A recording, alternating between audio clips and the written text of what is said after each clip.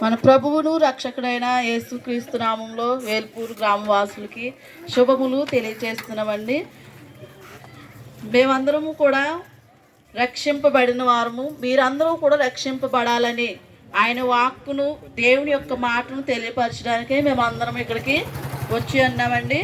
ఆయన వాక్యం ఈ విధంగా సెలవిస్తుంది: ఆజ్ఞాతిక్రమమే పాపము, పాపము వల్ల వచ్చు జీతము మరణము అని చెప్పి దేవుని వాక్యం సెలవిస్తుందండి. మొదటిగా దేవుడు నరుని సృజించినప్పుడు దేవుడు ఎంతో యథార్థవంతునిగా, నీతిమంతులుగా చక్కగా నిర్మించారండి. ఆయన యేసు ప్రభువారు తన స్వహస్తాలతో మనలందరినీ కూడా తన స్వహస్తాలతో నరుని నిర్మించాడు ముందుగా.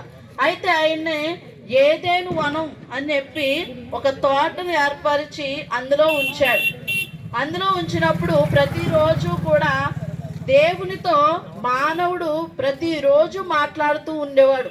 నీవు నేను ఎలా ముచ్చటించుకుంటాం, ఒకరికొకరు ఏ విధంగా మాట్లాడుకుంటాం, అట్టి రీతిగా దేవునికి మానవునికి అంత సంభాషించుకునే విధంగా దేవుడు అంత బంధాన్ని పెట్టినప్పుడు దేవుడు ఒక్క మాట సెలవిచ్చడండి: అన్ని ఫలవృక్షాలు తినమన్నాడు, కానీ ఒకే ఒక్క ఫలాన్ని తినవద్దు అన్నాడు. మంచి చెడ్డలు తెలివినిచ్చే ఫలాన్ని తినవద్దంటే మానవుడు మొదటిగా చేసిన ఆదాము ఆ ఫలాన్ని తిని దేవునికి వ్యతిరేకంగా నడిచి, దేవునికి విరోధముగా నడిచి ఆజ్ఞను అతిక్రమించడం వలన పాపము సంక్రమించిందనమాట.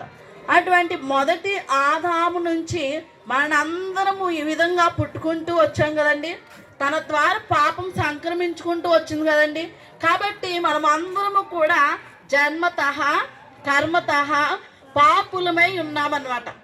అలాంటి మనల్ని ఈ పాపంలో మనుషుడు పాపంలోనే పుడుతున్నాడు, పాపంలోనే జీవిస్తున్నాడు, పాపంలోనే మరణిస్తున్నాడు.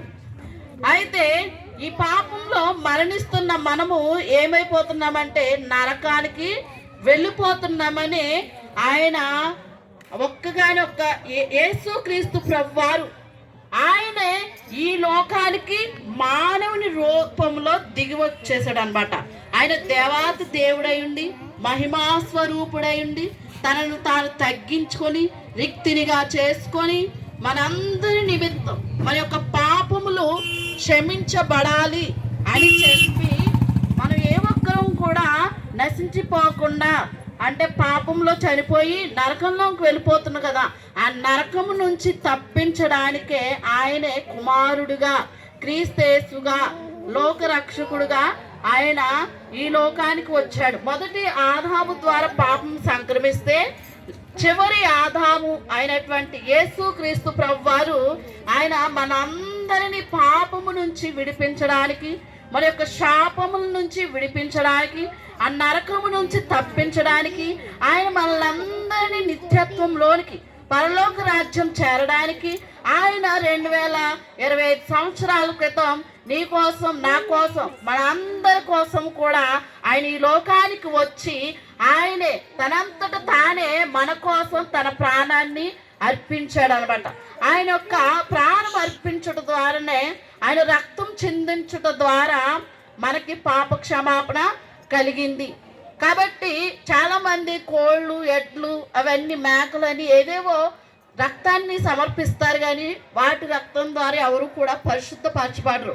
కాబట్టి నీతిమంతుడు ఒకరు చనిపోవాలి అని చెప్పి ఆయనే నరవతారం ఎత్తి మానవునిగా మన కోసం దిగొచ్చేసి మన పాపల నిమిత్తం ఆయన మరణించి మరలా తిరిగి లేచాడు. కాబట్టి ఎవరైతే ఆయన యందు విశ్వాసం ఉంచుతారో వారందరికీ కూడా పరలోక రాజ్యం ఆయన అనుగ్రహిస్తాడు. అటువంటి ధన్యత అందరికీ దయచేయునుగాక.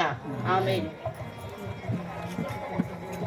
స్తోత్రము నాయన, స్తోత్రము. సర్వోన్నతుడ, సర్వశక్తిమంతుడ, నీకే వందనాలు, స్తుతులు, స్తోత్రాలు ప్రభా. అవునయ్య, నీ మాట విన్నంత వరకు ప్రభా నాయన మనుషులు నీతో నాయన ఎంతో సత్సంబంధాన్ని కలిగి ఉన్నారు ప్రభా.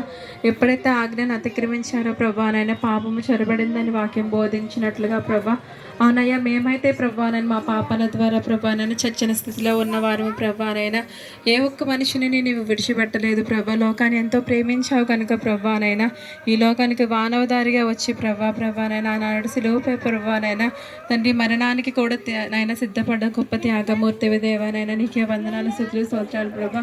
అయా మీ బిడ్డ ప్రభానైనా ఎన్నో విషయాలు తండ్రి బోధించినప్పుడు ప్రభానైనా ఈ మాటలు విన్నవారు ప్రభానైనా తండ్రి నేను నీవు చేసిన గొప్ప త్యాగాన్ని ప్రభానైనా మరొకసారి ఆలోచించినట్లుగా ప్రభా, ఎవరైనా మా కొరకు ఎందుకు ప్రాణాలు పెట్టాడని ప్రభానైనా ఆ యొక్క త్యాగం వెనుకున్నటువంటి మహిమను వారు తెలుసుకోవడానికి సహాయం దయచేయండి.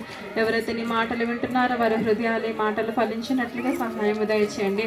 అలాగే ప్రభానైనా చుట్టుపక్కల ఉన్నటువంటి నాయన గృహాలన్నిటినీ ప్రభానైనా ప్రతి ఒక్కరిని మీరు ఆకర్షించండి, వారందరినీ మీరే ఆశీర్వదించమని అయ్యా ప్రభానైనా సాయంత్రం జరగబోయేనైనా సువార్త కూడికి అంతట్లో కూడా మీరు తోడయండి.